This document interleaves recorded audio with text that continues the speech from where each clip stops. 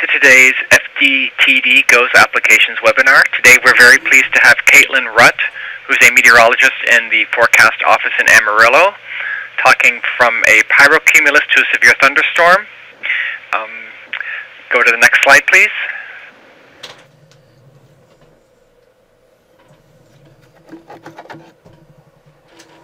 This is part of a series of webinars led mostly by forecasters and offices. The websites are shown here. We're always looking for speakers. So if you want to, if you think you have a topic for conversation on one of these webinars, please contact me, Scott Lindstrom, or Dan Bicus. Our emails are there down at the bottom. Go to the next slide, please. So this will be about 20 minutes for the speaker. You can send questions to go to chat, or you can ask them during the Q&A. The most important thing is not to press hold and to mute when you're not speaking. I'm going to mute now and turn it over to Caitlin. Thank you. Thank you. Okay, so I'm just going to start off with a little background on pyrocumulus and pyrocumulonimbus. So the biggest difference is a pyrocumulus is a cumulus cloud that forms from a rising thermal of a fire. And then a pyrocumulonimbus cloud is basically an extreme manifestation of that pyrocumulus cloud, and it's generated from the heat of a wildfire. But it takes on the characteristics of lightning, thunder, hail, or a fibrous or diffuse upper portion. So just a little overview. The fire actually started May 8th of 2018, and it wasn't contained until May 29th of 2018. The size of the fire was about 75,500 acres. The day I'm going to focus on is May 11th of 2018, where basically the fire had produced a pyro-CB, which is pyrocumulonimbus, and then later became a severe thunderstorm. So on the right, you can see the lime green is the May 11th date that I'm focusing on. So in order to get a fire going, you kind of need some fuels. So the biggest thing to look at was the drought conditions. You can see that we were in an exceptional drought in the location that the fire was burning. The fire actually started from lightning. So these two photos are lightning from the day of that fire. So this is actually from the storm and the pyro-CB that formed. There were a lot of CGs that formed that day. So it just goes to show that lightning can produce fires. The vegetation around the area was semi-arid. We had brush about 2 feet, which is the top right, juniper, mesquite, and cedar, which is the middle picture, and then you had tall grass of about 2.5 feet, which is the bottom right. So the big components that affect the fire's behavior comes from the fire behavior triangle. So you have your fuel, your weather, and your topography. I'll briefly touch on fuel on the next slide, but the big thing that's to focus on will be the weather and the topography. So here, with the fuels, I just want to focus on the energy release component at around May 11th. So if you follow May 11th up to the black line, you'll see that that was the current ERC values, and they were approaching this purple line, which was the 97th percentile. So we did have pretty high ERCs. Looking at a little bit of an environmental analysis from the RAP, the left shows the 500 millibar heights, temps, and winds. Big thing to note here is there was a wind maxima in the northern Texas panhandle along with the Oklahoma panhandle.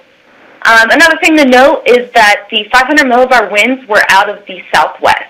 If you look at the 850 millibar heights, temps, and winds on the right-hand side, the temperatures actually show that there was a pretty strong low-level thermal ridge, and recent research has shown that low-level thermal ridge can play a huge factor on the fire's behavior. Another thing to note is the winds at 850 millibars. In the fire location, they're mainly out of the south, so we did have somewhat of a vertical shear component. Looking at the environmental analysis from 18Z to 2Z, on the left you've got your shear, you've got your radar reflectivity, and your ML cape. You can see the fire is outlined in red, and so the big thing to note on the left is that as that storm did produce from the fire, it pressed east into a more unstable environment. On the right-hand side, you've got your dew point, your relative humidity, and your surface pressure. One thing that we had that day was we did have a dry line, and that dry line was basically positioned right over top of the fire. So that helped provide any additional lifting source along that boundary. And then as the storm or the Pyro-CB formed and then became a storm, it actually was moving again into a better environment that was even more moist at that time. So there were fire and categorical outlooks out at the time. We had a critical in our west and an elevated in our east with isolated dry thunder. We had a marginal in our east where the storm actually did form. We had a 5% wind. So in the discussion, they were really harping on the fact that there was a cap that day, and I'll show you that later with some sounding analysis. But they were basically saying that if this cap was broken, that we did have the potential for a severe risk. Oh, I get the big screen. Then they put out a mesoscale discussion a bit later, and in that discussion, again, they really harped on that cap. So if this cap does break, they were going to see the potential. We had the shear, the instability. We could see some kind of severe weather out in the east. So here's where our topography comes in. So the fire actually started down in the Paladero Canyon, and it rode upslope along the canyon rim. So this is the fire extent on May 11th, so the day that we're focusing on. I ended up plotting a RAP sounding right on the leading edge of the fire to kind of give an idea of what the environment looked like at that time and that location. And then another thing that I'm doing on the next slide, you'll see that I've plotted the West Texas Mesonet sites for Goodnight, Clarendon, and JA Ranch. So those three sites were kind of the closest surrounding sites to the fire to give an idea of, okay, what was the environment looking like at the time. So here's our observations from the West Texas Mesonet. Big thing to note is in the top, you see your temperature and your dew point. Your temperature slowly rose through the day, and we actually got temperatures up near 100 and slightly over 100. So we were reaching that heating capability that day to break that cap. Another thing to note is that your dew points were dropping through the day, and that's just the kind of hint that that dry line was in position and it was slowly progressing east. So we were getting drier air moving in. So that correlates to a larger depression between the two and our relative humidity dropping to near 10% by the late afternoon, evening hours. Another thing that I want to point out is the wind direction. You can see that there's southwest winds in the morning. By the afternoon, it turns southerly, and then in the evening, it turns back to the southwest. So there was a bit of backing wind that day. Wind speeds overall were around 15 to 25 miles per hour through the day. Higher gusts were definitely possible, especially closer to the fire if we had with any fire-driven winds. Here's our sounding analysis from 12Z to 0Z from the RAP. Big thing to note here, you've got your increasing temperatures, you got your decreasing dew points. So around 18 or 19Z, you'll start to see that that cap really does start to break. The SIN is increasing, and so is your CAPE. Your CAPE, realistically, once that cap breaks, gets about to 1,600 joules per kilogram. Another thing to note is you can see the winds on near the surface. They did start southwesterly in the morning, turn southerly, and then they turn back to the southwest. The last thing to note is there was a really deep boundary layer that day, so if storms were going to form, they were going to be high base. And with that deep boundary layer, there was really steep lapse rates during the afternoon.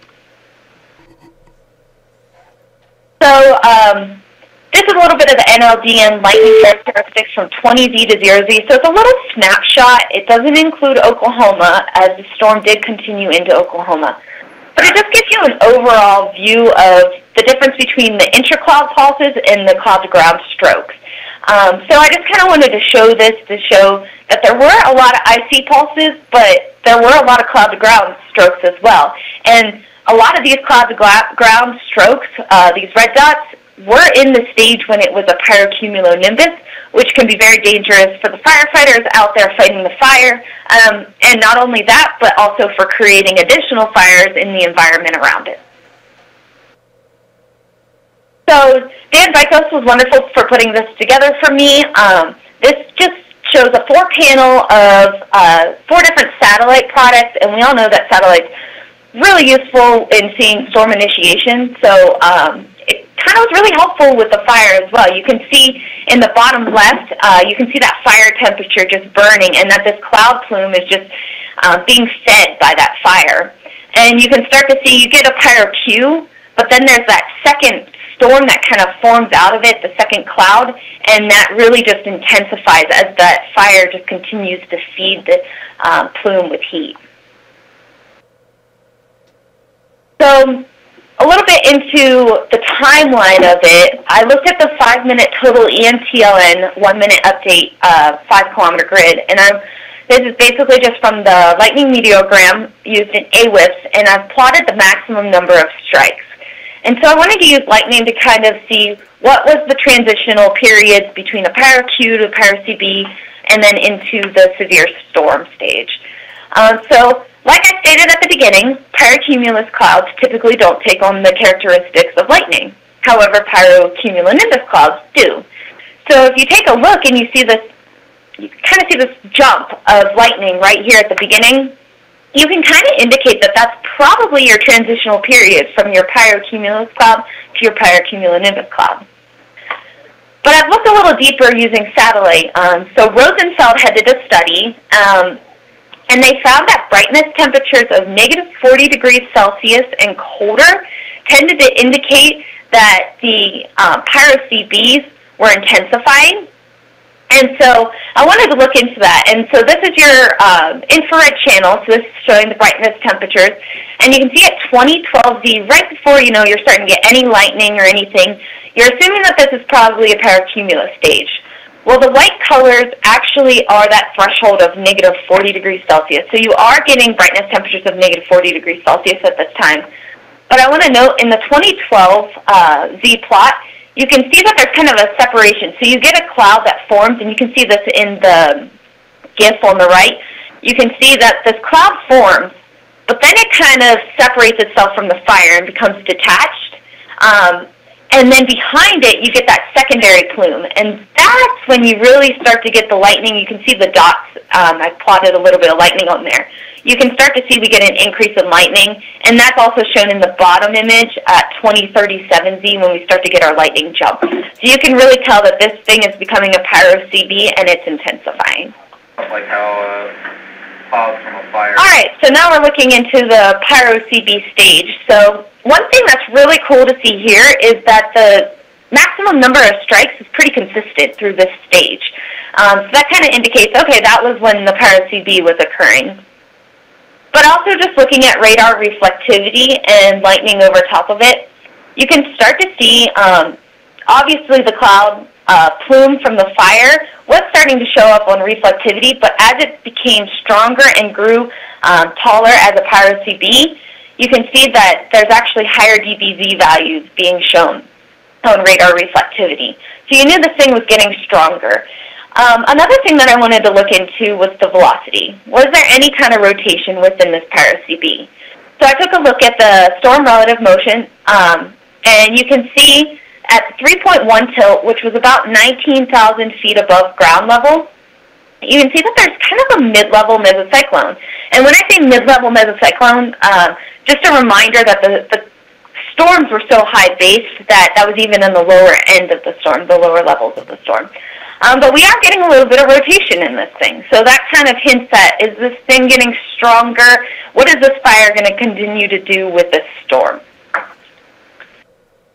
So then I looked into the transition from the pyro-CB to the storm. And the biggest thing that I pointed out here is that you've got two lightning jumps. And then eventually you'll get a consistency in lightning. So I kind of guessed this must be the stage when it's becoming a pyro-CB to a storm.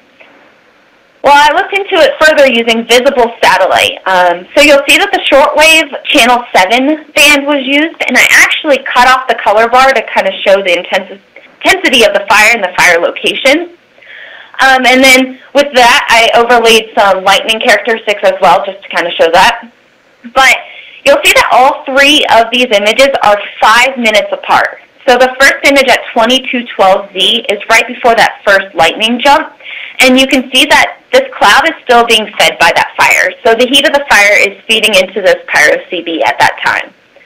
But just 5 minutes later, right after the first lightning jump, you kind of notice, okay, we're starting to get some overshooting tops in the visible satellite, but I also see, okay, this cloud is starting to break away from the fire. So is this Pyro-CB decoupling from the fire at this time? So then I looked a little further, and 5 minutes later after that, you know, sometimes when you look at satellite, you may see something, and 5 minutes later, you get something different. So I wanted to indicate, was this a consistent pattern? And it was. At this point, this Pyro-CB was basically getting its own updraft, and it was detaching from the fire and becoming its own storm. So if we look at radar reflectivity, that really kind of shows this point, and you can see that reflectivity values were increasing, and it was starting to take on more of a structure of a storm, a thunderstorm that we would see out here in the plains. Another thing that I looked at was that rotation in the mid-level, so at that 3.1 tilt, you start to see that that mid-level mesocyclone is getting stronger. So now at this point, we kind of know, okay, we've got some kind of storm forming. It's now decoupled from the fire. How long will this grow, and can it intensify in the environment that it's in to become a severe storm?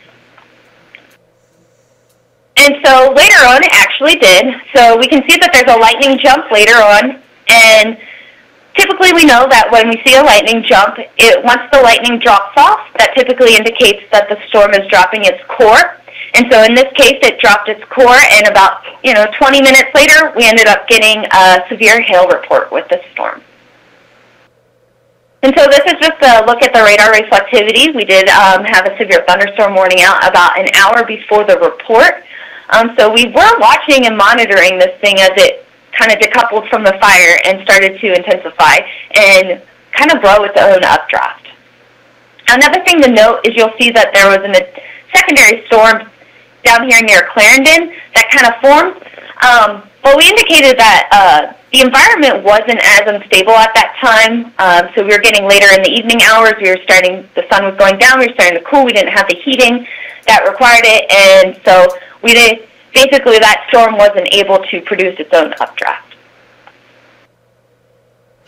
So NWS Amarillo did some messaging with this event. We mainly used NWS chat. We were talking with the IMET out there, and that was Steve Fano. He was out on station. This was a big talker with media when we started seeing lightning. Everyone was wondering if we were seeing it. So we were kind of on the forefront just trying to understand what was going on with this process. Another thing that we use is the hotspot notification tool, which some people might be familiar with, but if you're not, it's one of the tools that we actually use satellite to indicate a hotspot. And what we do is then we send out a text message with that hotspot location, and we are able to send our forecast. So throughout this event, we were updating every single day, sending out a hotspot for the fire notification, and we would send out any additional ones if there were any major wind shifts or anything that would occur. So, outcome and reports. We did get that 1-inch hail report, so quarter-size hail in Wheeler, Texas. The storm did continue on. It actually intensified again, and then later on dropped its core, created a heat burst in Oklahoma with a 62-mile-per-hour wind. This picture is a picture of the supercell. So basically, this was a low precipitation supercell. There was not a lot of hydrometeors located within it. And that may have to do with the fact that it started from a fire. Another thing to note is that it was high-based. So like I had shown in the soundings earlier, we had a deep boundary layer, so it was very high-based. Any kind of mid-level rotation may have been at the surface of this storm. Also, when I showed the lightning earlier, there were a lot of CGs associated not only with this thunderstorm, but also with the Pyro-CB. And there were actually 12 additional fires started from the lightning just alone from this. And you can actually see one of those fires in this picture in the background. So here's just a little bit more pictures to get an idea of what we were seeing that day. So you can see in the bottom center, I mean, this is just the fire feeding that Pyro-Q, eventually turned into that Pyro-CB. And then later on, you can start to see that some of these photos are taking on the characteristics of storms. So we started to see an anvil. We started seeing overshooting tops. We were seeing characteristics we see normally in the spring season when we're having severe weather. Just this time we had it with a fire starting it. Another thing to note is one of the Mesonet stations, JA Ranch, they actually were right next to the fire, so they were starting to evacuate some stuff, so they provided some of these pictures for us. And so that is all I have for today. I do have this time lapse that I was given, so it's kind of really cool to watch the process of this fire feeding these clouds, and then later on you can see that it does form that anvil, it becomes shaded, and that's again maybe why that storm to the south didn't form, due to the shading of the anvil of this storm alone could have kept that one from growing stronger. So if you have any questions, I will take any if you need any, but also you can also email me. My email is listed there. I've been keeping up with an event page, and that is on our weather.gov/AMA site. This is the QR code that will lead you there. As I continue with this research, I will continue to update that page, so feel free to follow along. And I'll just thank you there. Thank you, Caitlin. I will have one comment, and then I'll open it for questions. Some of the animations don't look great on my computer, but the PowerPoint that this is all based on will be downloadable from the FDTD Satellite Applications website. So look for that later this afternoon. Having said that, does anyone have any questions? Yeah, Caitlin, this is Steve from Tulsa. Good job there with the presentation. It was very interesting. The question I had was with MRMS. Since this formed in sort of a not so suitable environment, was MRMS or other tools, algorithms not as representative as you might say, of the actual storm structure on radar? Because again, because the environment was not particularly suitable for convection? That's a good question. So I actually am still working, the person who was working the event actually still works here at the Amarillo office. So I get to talk to him a lot about this day. And I'll have to see if they used MRMS a lot that day to kind of keep an eye on the storm, because you're right, it was pretty far away from the radar. I have not personally done any analysis or a full sweep analysis with MRMS, but that is something I definitely can look into to see if maybe that showed any indication of anything else that just the radar, dual-pole radar wasn't showing. Well, with the updraft growth and updraft presentation, or I'm sorry, the cloud presentation of the updraft, MRMS may have caught some of that, using, with GOES, but maybe the environmental stuff may have not supported that as well. So I'm wondering, just curious about, you recognize the potential, was it based mostly on radar signatures, I guess, itself, cores aloft, building aloft, and things like that? Mm-hmm. Okay, yeah, thank you for that. I'll look into that. Hi, Caitlin. This is Todd in Norman. Hi. Excellent job, and the presentation looked really good on my side here. So just congratulations on a great project you got going here, and the website looks really good. Quick question on the weaker convection that formed east of the Mallard Fire, southwest of Clarendon. I believe the Glover Fire was also occurring in that area. Have you looked closely to see if that convection actually initiated as a result of the Glover Fire, and maybe just wasn't as sustained, given that that fire was not as intense, and of course the capping inversion was pretty intense in that area as well. So just a thought that you might look at whether those echoes actually originated and those initial updrafts originated with the fire as well. Yeah, so I'm glad you brought that up. So that actually did form from that other fire, or at least was helped induced to form from that other fire. So I will look into it further, though, to see, why didn't that storm continue on to be severe as well, or even grow stronger? Yeah, my guess is you probably didn't have enough fire intensity or radiative power originating from the Glover fire, quite like you did with the Mallard fire. And I think it's real important to point out that the Mallard fire was advancing uphill during the peak of the burning period that afternoon, and that would up the north rim of Paladero Canyon, and that would be very favorable for really intense burning. And recently, just one more point, you might look at this abstract by Kevin Troy from the Bureau of Meteorology down in Australia. There's a new study that shows that you may be able to predict or get some predictive value in pyrocumulus formation based on fire radiative power from of course they're not using GO 1617, but we have that.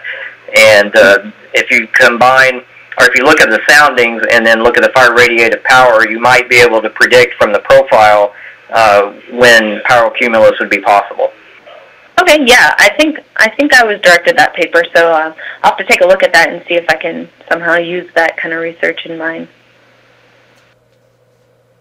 Excellent, good job. Thank you.